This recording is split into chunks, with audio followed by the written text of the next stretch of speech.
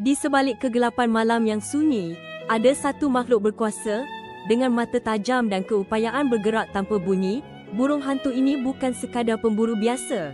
Ia penguasa sebenar kegelapan.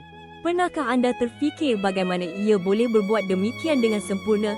Rahsia terbesar burung hantu, penerbangannya yang senyap. Bulu-bulu sayapnya direka khas untuk memecahkan aliran udara, menghapuskan bunyi bising.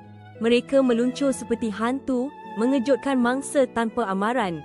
Ditambah pula dengan pendengaran super sensitif, mampu mengesan bunyi tikus sekecil jarum jatuh dari jarak jauh. Gabungan penglihatan luar biasa, pendengaran tajam dan penerbangan tanpa bunyi inilah yang menjadikan burung hantu pemburu malam paling efektif.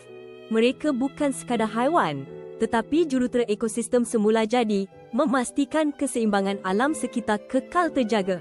Memang hebat ciptaan Tuhan ini, kan?